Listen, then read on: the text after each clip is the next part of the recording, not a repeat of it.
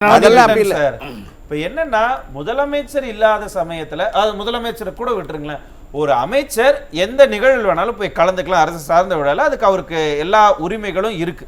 ஆனா ஏன் உதயநிதி மட்டும் இங்க முன்னிலைப்படுத்தப்பட்டுக்கிட்டே இருக்கிறாரு? அதுக்கு பின்னாடி என்ன அரசியல் ஆதாயம் இருக்கு? யாருக்கு அந்த ஆதாயம்? நியூஸ் தொலைக்காட்சி நேயர்களுக்கு வணக்கம்.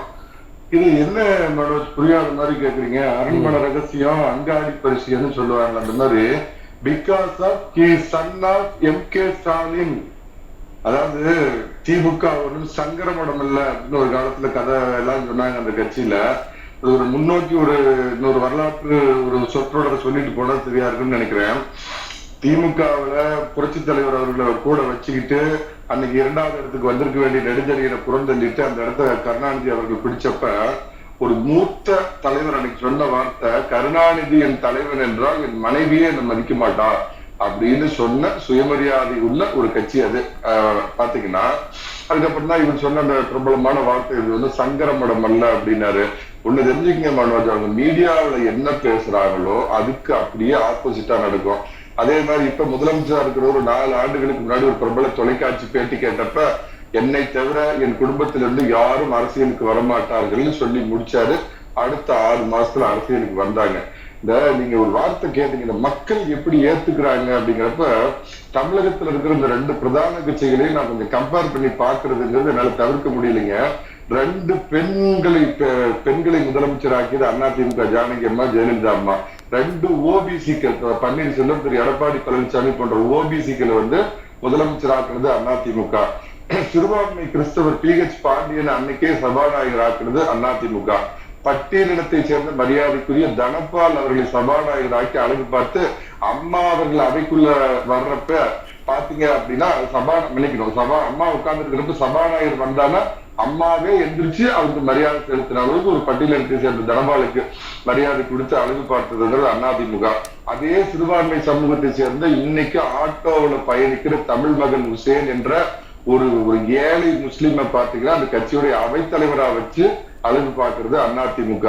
பிராமண துவேஷம் உச்சபட்சத்துல இருந்தப்பயே HV ஹண்டே அப்படிங்கிற ஒரு பிராமணருக்கும் மந்திரி சபையில் இடம் கொடுத்து வச்சிருந்தது. அப்படியே இந்த பக்கம் வாங்க, பேரறிஞர் அண்ணா அவர்கள் மறைவுக்கு பின்பு பாத்தீங்கன்னா அதை அபகரித்த திமுக ஆகிட்டது. கருணாநிதியின் குடும்ப சொத்து. நீங்க எதையும் கம்பேர் பண்றீங்க, அது குடும்ப சொத்துல இது போன உடனே பட்டத்து இளவரசர் அதுக்கப்புறம் பாத்தீங்கன்னா அரசர், இந்த மாதிரி வரிசையா வந்துட்டு இருக்கிறது இல்ல.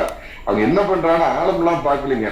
அதாவது இவருக்கு ஸ்டாலின் அவர்களுக்கு ஒரு பொறுப்பை கொடுக்கணும் கருணாநிதி ஒரு 20 வருடத்துக்கு முன்னாடி துடிச்சப்ப அதுக்கு பெரும் தடையா இருந்தது. எங்க சேலத்தை சேர்ந்த சிங்கம்னு சொல்லப்படுகின்ற வீரபாண்டி ஆரம்பம் ஸ்டாலினை விடக்கூடாது அப்படின்னு எல்லா விதத்திலயும் அவர் முட்டுக்கட்டையா இருந்தார். பின்னால் அவர் எப்படி ஓரங்கட்டப்பட்டாருன்னு தனிக்கதை. எதுக்கு சொல்ல வரனா, தனக்கு ஏற்பட்ட இந்த விஷயங்கள்லாம் ஏற்பட்ட கூடாது அப்படின்னு ஒரு 4 விஷயத்துக்காக எதிர்பார்க்கிறாங்க. உரிய நேரத்தில் மேலே இருப்பவன் ஆசி கிடைக்க வேண்டும். அவர் முதலமைச்சர் ஆகிறதுக்கு நீங்க நிறைய பேர் அவர் துணை முதலமைச்சர் தவறா சொல்லிட்டு இருக்கீங்க. நான் சொல்றேன், அவர் அமெரிக்க மாப்பிள்ளை எல்லாம் கிடையாது, ஸ்ட்ரெயிட் கதாநாயகன் தான். அவர் is waiting for the PM. முதல்ல மேலே இருப்பவன் அருள் புரிய வேணும். இது 2ங்க. சீனியர்களை முதல்ல முற்றிலுமா ஒழிச்சு ஓரம் கட்டணும். ஏன்னா வீரபாண்டியார் உதாரணம் அதுக்குதான் சொன்னேன். இப்ப இருக்கிற துரைமுருகன் KNR ஒரு 4 நாளைக்கு முன்னாடி பொங்குனாரு, அப்புறம் அந்தர்பல்ட்டி அடிச்சாரு அப்படிங்கிறது இணைச்சு பாத்தீங்கன்னா உங்களுக்கு புரியும். எல்லாத்துக்கும் மேல பாத்தீங்கன்னா அவருக்கு பிடித்தமான ஒரு விளையாட்டு கேபினெட்டா இருக்கணும். இருக்கிற சீனியர்கள் எல்லாம் முடிச்சுட்டு அவருடைய தோழர்களா 15-20 ஆண்டுகளா யார் இருக்கிறாங்களோ அவங்கள வச்சு ஒரு கேபினெட். இது எல்லாத்தோட ஒரு பெரிய தலைவலி, டெல்லி தலைவர்களுடைய செல்வாக்கு பெற்ற கனிமொழியை எப்படி முற்றிலுமா ஓரங்கட்டுவது.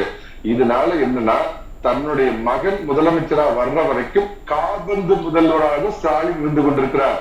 அண்டர்லைன் அவர் முதலமைச்சர் அல்ல. அவர் என்னன்னா பையனுக்கு இதெல்லாம் சரி பண்ணணும், இந்த ரூட் எல்லாம் கிளியர் பண்ணணும்னு அதுக்காக காபந்து முதல்வரா அவர் தொடர்ந்துட்டு இருக்கிறாரு. இதெல்லாம் கிளியர் ஆனவுடனே நான் ஒண்ணு சொல்றேங்க, இந்த விஜய் மணிகண்டன் சார் அவர் என்ன உதயநிதி என்ன எக்ஸாம் மாஸ்டர் எழுதுறாரு, அப்பா எல்லாத்தையும் ட்ரைனிங் கொடுக்கறது இல்ல, அவர் என்ன ஒரு போட்டியில கலந்துக்கிறாரா ட்ரைனிங் கொடுப்போம் அப்படிங்கிறதுக்காக? என்ன சார் இது அரசு சார், ஆட்சி சார்.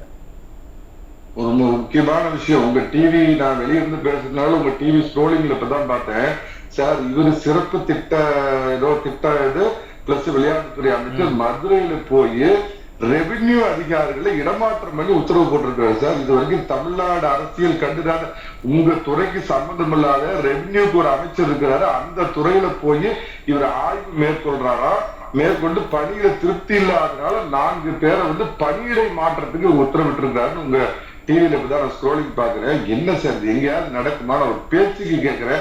அதிமுக ஆட்சியில முதலமைச்சராக திரு எடப்பாடி பழனிசாமி அவர்களோட பையன் பேர் என்னன்னு கூட இங்க உள்ளவங்களுக்கு யாருக்கும் தெரியாது. ஒருவேளை அவர் போய் இந்த மாதிரி எல்லாம் பார்த்தாரு அப்படின்னா அது நடக்குமா? அது நினைச்சு கூட பார்க்க முடியுமா? இல்ல அதிமுக அப்படிப்பட்ட இயக்கமா? இது என்ன அப்படின்னா இதே இந்த ரெவென்யூ பாருங்க, வாய் மூடி மௌனிகளா இருக்கிறாங்க. இவங்க வந்து இதே வேற ஏதாவது அதிமுக ஆட்சி நடந்தா கொதிச்சு இருந்திருப்பாங்க. ஒரு விளையாட்டுத்துறை அமைச்சர் படு ஜூனியர் அமைச்சரவையில 33வது இடத்துல இருக்கக்கூடிய ஒரு நபர் ரெவென்யூ அமைச்சரை ஓரம் கட்டிட்டு அந்த இடத்துல போய் உட்கார்ந்து உத்தரவு போடுறாங்க அப்படின்னா, சாத்தான்கள் ஆட்சி செய்தால் பிணம் தின்னும் சாஸ்திரங்கள்ல ஒரு வார்த்தை சொல்லுவாங்க. அந்த மாதிரி இந்த விஜய் நடிகர் விஜய் ஒரு கட்சி ஆரம்பிக்க போறாருனால 2026 விஜய் எதிர்கொள்ள வேண்டும், படுபலமாக இருக்கக்கூடிய அதிமுகவை எதிர்கொள்ள வேண்டும் அப்படிங்கிறதுக்காக உதயநிதி அவங்க ரெடி பண்ணி இருக்கிறாங்க. இந்த நான் சொன்ன சில தடங்கல்கள்லாம் இருக்குது. அந்த தடங்கல்கள் சரியான நேரடியாக முதலமைச்சராக அவர் பொறுப்பேற்க வைக்கிறதுக்கான வேலைதான் இது. இல்ல மணிகண்டன் சார், இப்ப ஒரு பால்வளத்துறை அமைச்சரோ இல்ல ஒரு ஐடி துறை அமைச்சரோ அவர் போய் இன்னொரு அமைச்சருடைய துறையில கை வச்சாங்கன்னா சும்மா இருப்பாங்களா? ஏன் நம்ம திருச்சியிலே பார்த்தோம், ஏரியாவுக்கே சண்டை வந்தது. ஒரே இடத்துல 3 அதிகார மையங்கள் இருந்தது, எவ்வளவு சண்டை போட்டுக்கிட்டாங்கிறத திருச்சியிலே பார்த்தோம். இந்த மாதிரியான சிக்கல்கள்லாம் இந்த 2ஆம் கட்டத்தில் இருக்கும் பொழுது உதயநிதி அதற்கும் கீழே 3வது கட்டத்தில் தான் இருக்கிறார். ஏன்னா அவர் இப்பதான் முதல் முறையா அமைச்சர் ஆகிறாரு, ஜூனியர் மோஸ்ட். அவருக்கு ஏன் இந்த அளவுக்கு முக்கியத்துவம்? சார் நான் ஆரம்பத்திலேயே சொல்லிட்டேன், சன் ஆஃப் எம்.கே. ஸ்டாலின், ஆசீர்வதிக்கப்பட்டவர், புனிதர். நீங்க வந்து கருணாநிதி குடும்பத்துல பிறந்திருந்தீங்கன்னா அந்த கட்சியில காலகாலமா இருக்கிற அந்த கொத்தடிமைகள் யாரும் கேள்வி எழுப்ப மாட்டாங்க. ஏதோ துரைமுருகனை பத்தி எனக்கு முன்னாடி பேசின வழக்கறிஞர் ரொம்ப பரிதாபப்பட்டார். அவர் என்ன சொன்னாரு, இன்ப நிதியோட இதுலயும் நான் மந்திரியா தொடரணும்னு ஆசையை வெளிப்படுத்துவார். அந்த மாதிரி சார் அவங்களுக்கு வந்து பாத்தீங்கன்னா அந்த குடும்பத்திடம் மண்டியிட்டு கிடக்க வேண்டும், அதன் மூலமா கிடைக்கக்கூடிய ஆதாயங்களை பெற வேண்டும் அப்படிங்கிறதுக்கு சுயமரியாதைம்பாங்க, இன உணர்வு கொள்பாங்க, ஒண்ணுமே கிடையாது. சங்கரமடம் இல்லாம, சங்கரமடத்துல எனக்கு தெரிஞ்சு யாரும் வாரிசுல போடுறது இல்லையா, அந்த தகுதி அடிப்படையில ஒரு குறிப்பிட்ட சமுதாயத்துக்குள்ள போட்டுக்கிறாங்க இல்லையா. இந்தியாவிலேயே ஒரு கொத்தடிமை கூட்டம், ஒரு குடும்பத்துக்கு அடிமையா இருக்கிற ஒரு கட்சி திமுக. கனிமொழினால என்ன பிரச்சனை வரும்னு அவங்க பயந்துட்டு இருக்கிறாங்க. இந்த இதெல்லாம் சரியான உடனே உரிய நேரத்தில் நேரடியா முதலமைச்சர் வருவார வழியா, இவர் கட்சி தலைவரா தொடர்வார வழியா, அவர் துணை முதலமைச்சர் எல்லாம் கிடையாதுங்கிற செய்தியை நீங்க உங்க நியூஸ் மூலமா நான் சொல்லிக்கிறேன். மணிகண்டன் சார், ஆனா கட்சியில ரெகக்னிஷனுக்காக இவ்வளவு கட்சியில உழைக்கிறமே, ஒரு கொடி கட்டுறமே, அதை பண்றமே இதை பண்றமேன்னு எல்லாம் சொல்லி ஏங்கிக்கிட்டு இருப்பாங்களா, நமக்கான ரெகக்னிஷன் எப்ப வரும்னு. அப்படி ஏங்கிக்கிட்டு இருக்கிறவங்க இதையெல்லாம் பார்க்கும் பொழுது அவங்க மனசுல என்ன இருக்கும்? அதுக்குதான் ஒரு பட்டியல் உங்களுக்கு வாசிச்சு. அதிமுகவுல சாதாரண கூலி தொழிலாளி பாத்தீங்கன்னா அம்மா காலத்துல எம்எல்ஏ ஆயிருக்கிறாங்க. திரு எடப்பாடி பழனிசாமி காலத்துல சாதாரண நிலைமையில இருக்கிறவங்க எல்லாம் பெரிய பொறுப்பு வந்திருக்காங்க. எடப்பாடி பழனிசாமி அவர்கள் இந்த கட்சிக்கு துரோகம் பண்ணிட்டு போன பன்னீர்செல்வமே மிக சாதாரண கிளைச்செயலாளர் அந்த ரேஞ்சில் இருந்து எவ்வளவு பெரிய உயரத்துக்கு வந்தாங்கிறத திமுக இனிமேலாவது பார்த்துட்டு கொஞ்சம் அவங்களுக்கு சொரணை வரும். இப்படியா இந்த கொத்தடிமை வேலை செய்யணும், இவங்களுக்கு காலகாலமா கொடி கட்டி நம்ம ஓடா தேயணுமா, இவங்க வாழ்றதுக்கு நம்ம வயிற்று கிழிச்சு அதுக்கு நம்ம பணையம் வைக்கணுமா அப்படிங்கறத யோசிப்பாங்க. அந்த கட்சி விரைவில் காணாமல் போகும், கரையும், உண்மையான ஜனநாயகம் வாய்ப்பு கிடைக்கும் அப்படிங்கிற நம்பிக்கை உள்ள அதிமுகவை நோக்கி அந்த திமுக கட்சியிடம் வெகு விரைவில் வரப்போறாங்க. பொறுத்திருந்து பாருங்க. தொடர்ந்து இதே மாதிரியே உதயநிதி ஸ்டாலினை முன்னிறுத்திக்கிட்டே இருந்தாங்கன்னா 2026 திமுகவுக்கு எப்படி இருக்கும்? நண்பர் அதிவீரராம பாண்டியனுடைய வாக்கு பலிக்கிட்டோம். உதயநிதி தலைவராக்குனா திமுக அழியும்னா அது நாட்டுக்கு நல்லது, அது உடனடியா நடக்கட்டும். அப்ப நான் கூட கடவுள் மேல நம்பிக்கை உள்ள, கடவுளை வேண்ட உடனடியா நாளைக்கே அது நடக்கட்டும் அப்படின்னு மனோஜ் பார்த்திருப்பீங்க. அது ஒரு நண்பர் சொன்னது மட்டும் இல்லைங்க, ஒரு பிரபல பத்திரிகையில தினமும் விலைப்பட்டியல் மாதிரி பாத்தீங்கன்னா கொலைப்பட்டியல், இந்த வார கொலைப்பட்டியல் அப்படின்னு போட்டுட்டு இருக்கிறாங்க. திமுக வந்ததுன்னா சட்டம் ஒழுங்கு எப்படி இருக்கும் சந்திச்சிருக்கான திரு மோகன் சார் சொன்னதுல நான் ஒரு விஷயத்தை எடுத்துக்கிறேன். கூட்டணி அப்படிங்கறத அவங்க ரொம்ப பலமா கட்டமைச்சிருக்கிறாங்க. தகரம் கண்டுபிடிச்ச காலத்துல இருந்தே உண்டியல் குழுக்கிறவன்லாம் பார்க்காதவன் எதையோ பார்த்தாங்கிற மாதிரி 15 கோடி 10 கோடி கொடுக்க வேண்டியதெல்லாம் கொடுத்து இல்ல இல்ல இல்ல Manikandan sir, no no no, அவங்க பிரதிநிதி யாரும் இல்ல, நீங்க இல்ல இல்லாத போது அவங்களை அப்படியெல்லாம் விமர்சனம் பண்ணுங்க, கண்ணியமா விமர்சனம் பண்ணுங்க, நான் ஏத்துக்கிறேன். சார் 10 கோடி ஒரு கம்யூனிஸ்ட் கொடுத்தாங்க, 15 கோடி கொடுத்தாங்கன்னு அவங்களே அவங்க இன்கம் டாக்ஸ்ல இது பண்ணணும், இதெல்லாம் ஃபைல் பண்ணிருக்கிறாங்க. அந்த தகவலை தான் நான் சொல்றேன். அந்த மாதிரி கூட்டணி கட்சி எப்படி வச்சுக்கணுங்கிற ஒரு மிகப்பெரிய அருமையான சாணக்கியத்தனம் அவங்ககிட்ட இருக்குதுங்க.